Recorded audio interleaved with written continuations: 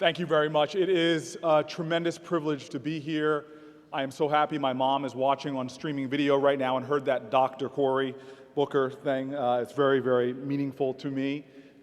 I really am here to first and foremost just give gratitude. This has been a university that has affected my life for some time.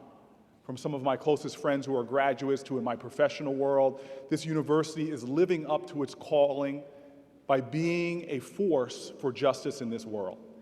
I want to thank the president, the faculty, the staff, and the board of trustees for keeping the light of truth lit, for staying true to the ideals of the founding and reaching out into a world that has been so desperate for the truth that this university tells.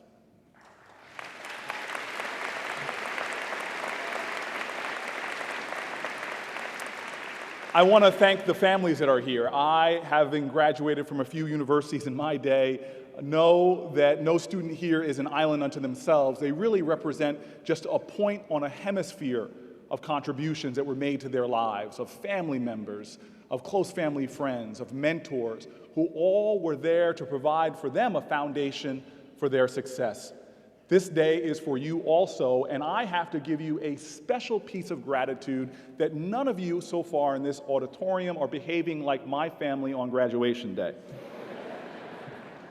I said this last night, that my family was probably one, in the history of all graduations, one of the more obnoxious, loud, screaming, wailing families you've ever seen.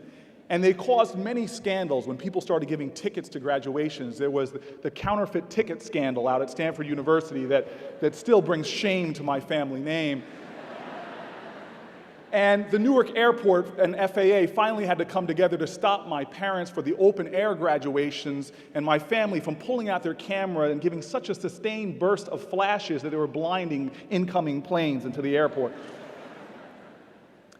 And then when the graduation would be over and the screaming, the yelling would end, I would get descended upon by family members that would tell me the same stock jokes that I heard from my 8th grade graduation all the way through law school. There would be my grandfather that would come over and say, "You see, boy, the tassel is worth the hassle." There would be another joke where he'd say, "Well, I guess it wasn't magna cum laude or summa cum laude that you graduated, Cory. It was just, thank you, Lordy, you got out of here." My mom would chide somebody next to her and said, "You see, behind every successful child is a completely astonished parent. How did this kid get here?" My father, as he got tired of seeing me graduate at school after school, started saying, "Son, you've got more degrees in the month of July, and you're not hot. When are you going to get a job?" And then the streams of advice would come. The same advice I got on many graduations that would range from powerful things like, "Boy, never forget that the degree you hold was paid for by the blood, sweat, and tears of your ancestors." They would say to me, "Boy, never forget that you can learn more from a person in the community, a person on the 5th floor of the projects, than you ever can from one of these fancy professors." They would tell me to stand up and be who I was, and the advice would continue and continue. All I could tell the class of 2009 right now is that in all of my graduation advice, I've distilled it into one simple thing that I would like to share with you and speak on today. To me, you have a critical decision to make. The primary choice, I believe, of your life is to accept the conditions as they exist, or to accept the responsibility for changing them. This is a powerful choice. Do you resign yourself to what is, or do you commit yourself to being a part of what can be, what should be, what must be, what will be if you live life with this spirit? If you execute that decision in the span of your career, in your professional life, in your personal life, but not only in the large battles, if you are willing to manifest that decision in every moment of your life. It's a wonderful East Asian saying that says, "How you live your days is how you live your life." Will you make that choice in the now, in the present? There are no trivial moments. Every opportunity, every day is a gift to you to manifest your essence, to manifest your truth, to make that choice. To show you there's no trivial moments, a simple example of this was right after I had graduated from high school, after the ringing in my ears of my family's screaming had begun to die down, I was on an airplane flight to my university, Stanford University. And you have to understand, when you are 6'3", I was playing tight end at that time, so I was very large, and to sit and coach was always a challenge. And here I was on an airplane thinking, dear God, I am your favorite son. Because it was a packed airplane. Every seat was taken except for the two next to me. I had a row all to myself. And my prayers of adulation were going up to God. And then suddenly the door was closed to the plane, and just as suddenly as it closed, it opened up again. And now as if somebody had hooked up a nuclear-powered generator to a screaming child. The wailing I heard pierced my ears, reawakened the sounds from my graduation as I watched this woman come in holding a huge woofer and tweeter in one arm and holding a toddler by the hand in the other. Suddenly my conversations with God changed. I said, dear Lord, why hast thou forsaken me? This woman came closer to me as suddenly everybody in this crowded plane looked very happy and satisfied that they were not going to sit next to them. They were going to sit next to me. And here they came down, and the three bodies in the two seats, they sat there, and I looked at myself and say, what did I do to deserve this? And then I made a choice. I said, this could either be the worst plane flight of my life or it could be the best. And I turned around and jumped in and engaged the woman. She was so embarrassed. It was her first flight with her children, and I tried to do everything I can. I made every silly face I could at the baby to get it to stop crying. I started engaging the little boy, the toddler, and telling every single bad joke that I had. Like the tomato family that was walking along. Little baby tomato fell behind, and mommy went back and stepped on baby tomato and said, catch up.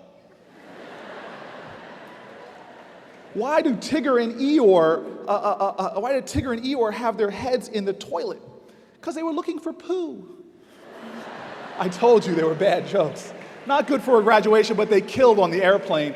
And here we were flying coast to coast. The trip went like that. We were having fun. I was playing hangman, tic-tac-toe. By the time we landed, the woman was so appreciative. We got out, we exchanged letters for maybe a month, and then I lost contact. And 5 years passed, 10 years passed, 15 years passed, and now I was engaged in a street fight. I was running for mayor of the city of Newark. I had made a decision to join with the spirit of other incredible Newarkers and those beyond to try to bring change to Newark.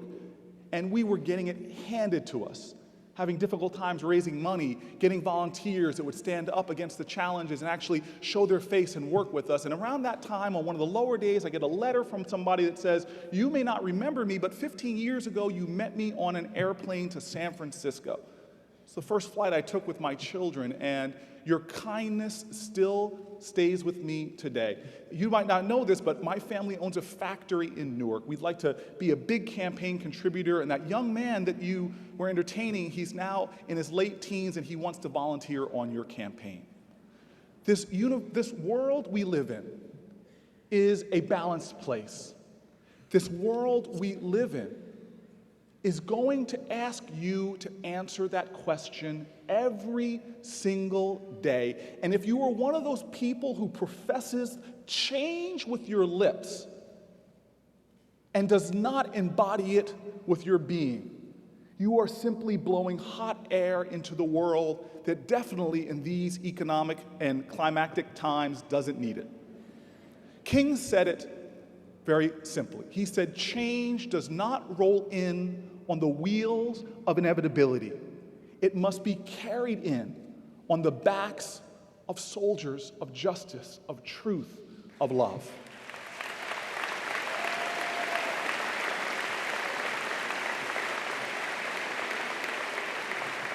So understand this. We live in the world's oldest constitutional democracy, and democracy is not a spectator sport where you could sit back on your couch with your remote control in hand, watching CNBC, MSNBC, Fox News, CNN, or whatever, and give color commentary on who's up today and who's down. This democracy is a full contact, participatory engagement. You must get into the arena. As Roosevelt said, it is not the critic who counts. It's not the man who points out how the strong man stumbled or how the doer of deeds could have done better.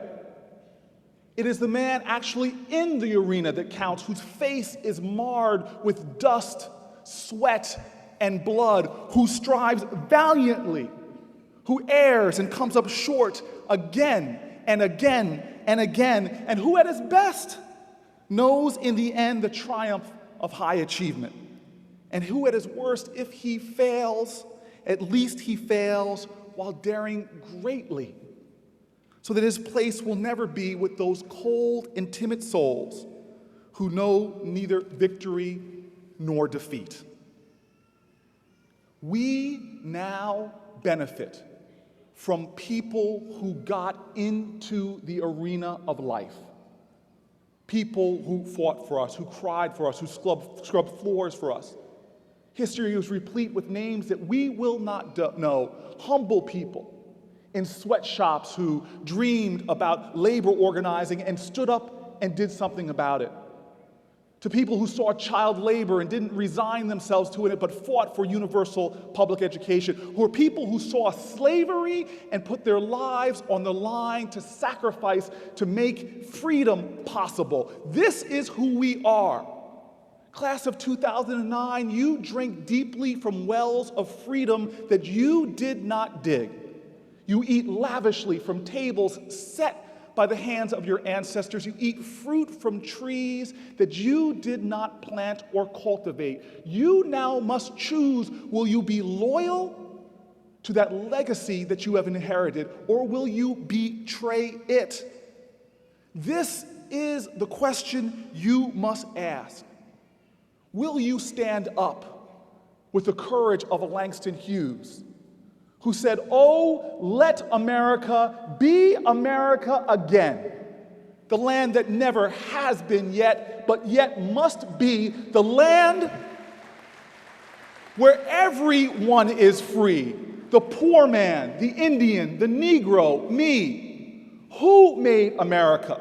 Whose sweat and blood, whose faith and pain, whose hand at the foundry, whose plow in the rain must make our mighty dream live again.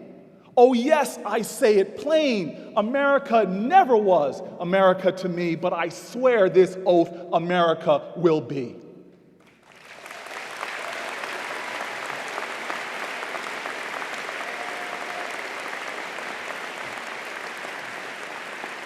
Class of 2009, do not submit.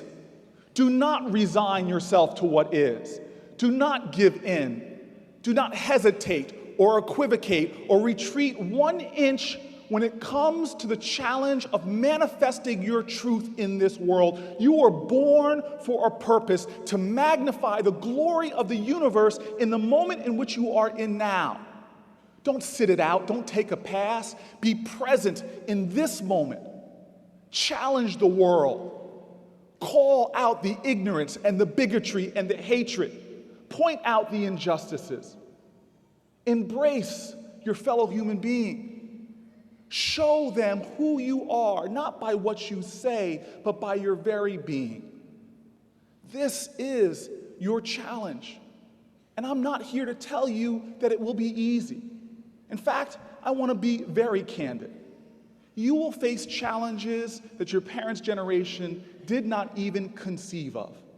You will reach days, as I have, even as mayor, where you have to take all the energy in your being just to get out of bed and face the world. You will have embarrassments and humiliations. You'll have colossal failures now in your generation that will probably be on YouTube the next day.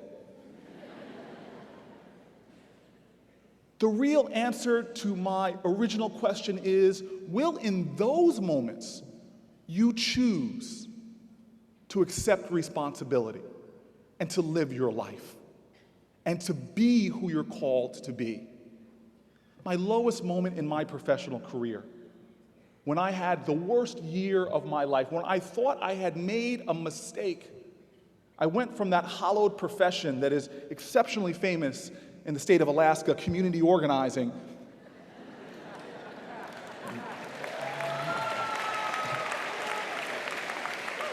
to getting involved in politics.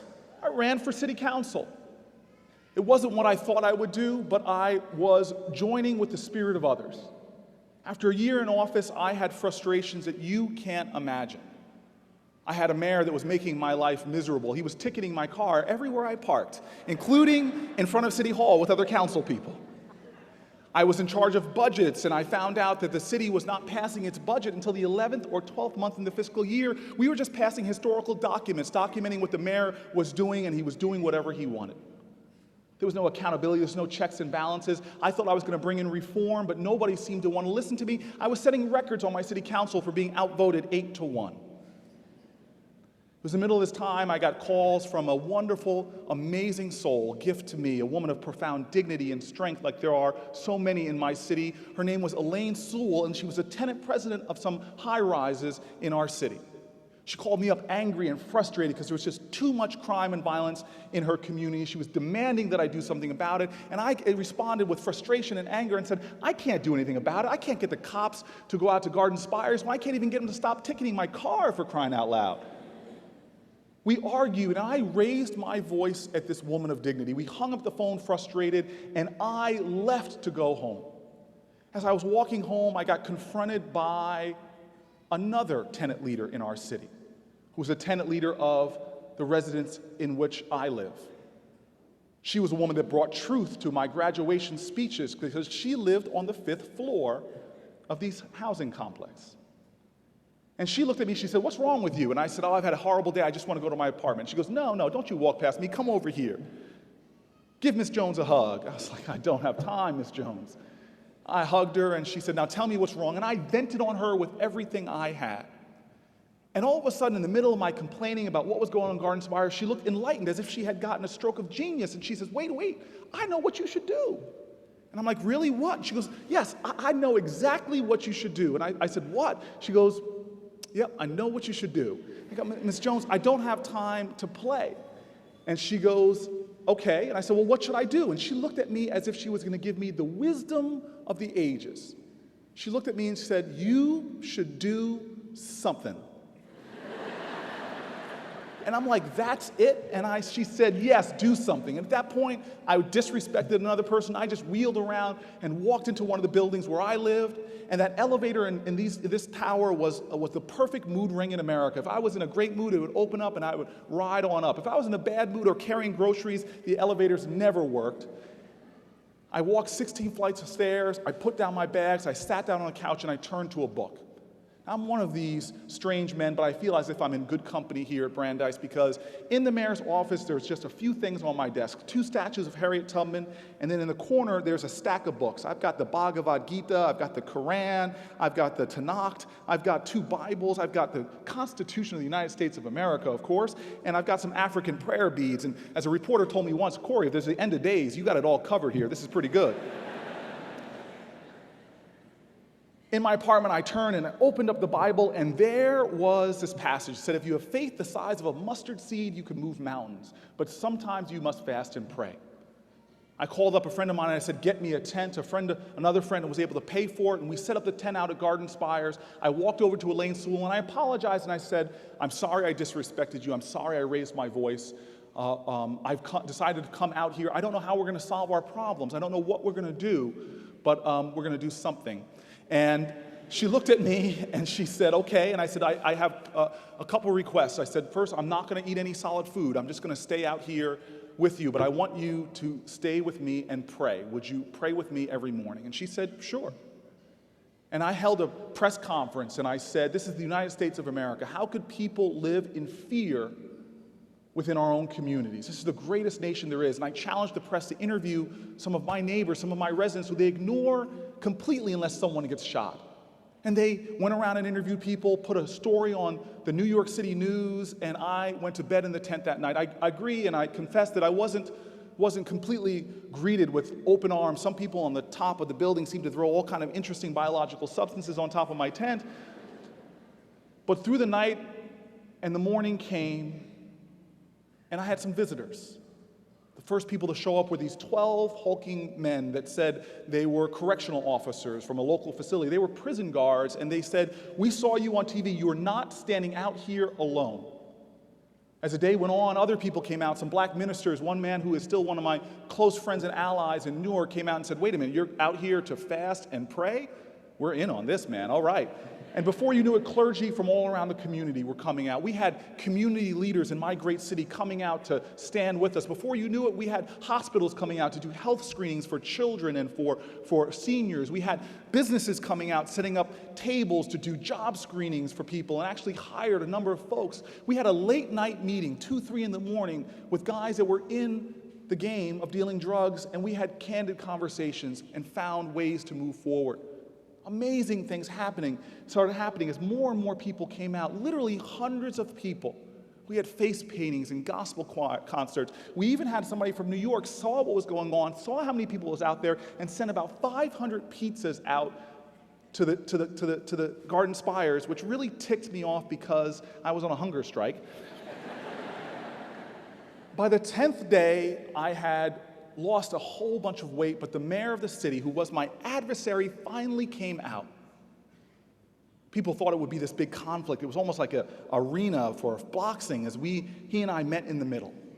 I suddenly saw him as not my enemy or my adversary. I saw him as another soul playing a part on this journey forward. I hugged him and he hugged me. He turned around to the crowd, put away his prepared remark, and declared that he would make this neighborhood safe. He would bring police officers out there. He would build a park, that the owners of the building had made concessions on security. But that is not the point of the story. We did take the tent down then. We did declare victory.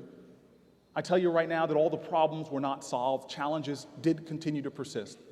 The mayor kept police out for a while. He never built the park, but gratefully and thankfully, I'm mayor now, and we're building a park and a daycare center right now. But the point of the story I wanted to get to was that final prayer. You see, at this point, it wasn't just a handful of residents and me and my staff praying. There were literally well over 100 people there. There were believers and non-believers. There were Jews and Christians and Muslims. There were Catholics and Protestants. There were rabbis, imams, priests, and ministers.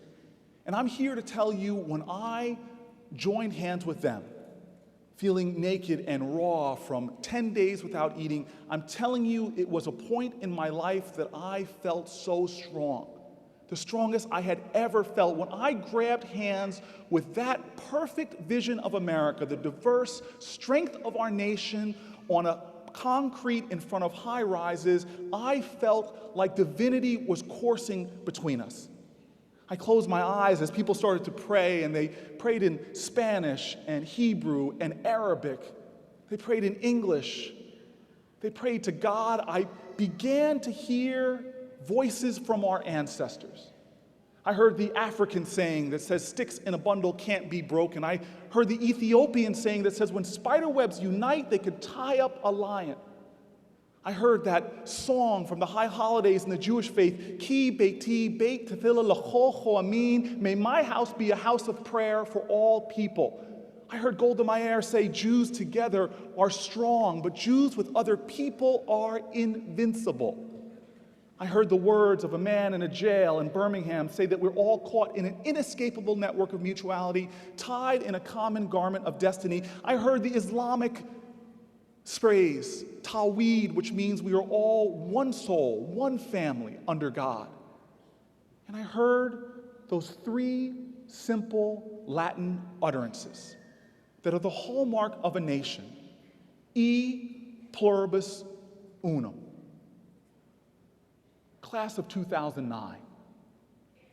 I've been mayor now for short of 3 years, but never before in my life have I had more hope for our city, our country, and this globe.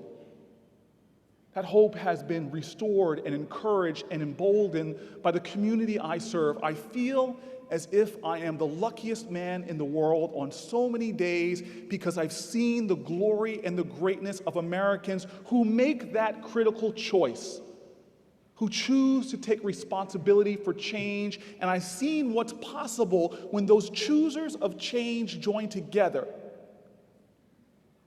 That woman on the 5th floor of the buildings I used to live in had a saying. She said, the world you see outside of you is a reflection of what you have inside of you. If you see only problems and darkness and despair, that's all there's ever going to be. But if you are one of those people who sees hope and opportunity and light and love, then you can be someone who makes a difference. You all are a part of a larger picture, a historical journey. You now are graduating and are on center stage. I conclude with a story from 3 faiths, from Islam and Christianity, from Judaism. It's a story where Moses sent 12 people into the Promised Land to see what was going on. 12 came back, and 10 of them said they saw problems. They saw challenges, they saw obstacles, they saw giants there that looked at them as if they were grasshoppers, and they looked through their eyes as if they themselves were grasshoppers too. But there were 2 different voices, one of Caleb and one of Joshua. Both of them did not see what was. They saw what could be, what should be. They saw the true calling of a people as to what will be. I tell you, class of 2009, you are that Joshua generation. You must go into this world and see the truth of who we are and carry the truth of who you are. You must have divine vision and back that vision up with committed, persistent action. I could summarize everything I have said in one word. It's what the Greeks called agape. It's what this boy who grew up in an AME church in Closter, New Jersey, calls love. Love. Class of 2009, I challenge you today to love because people loved you, fought for you, struggled for you, endured for you. Love because this world is desperately in need of your love. Love because it is the only force, if applied consistently and persistently and even recklessly, that can bring about social justice. You must love. And if you love with that spirit, if you love with that courage, if you love with all of your being in every moment of your life, where life gives you that opportunity, then you in your generation will bring hope to the despair. You'll bring light into the darkness. You'll bring faith to the doubt. You will bring this nation forward and the people of this great planet so much closer to the Promised Land. Thank you.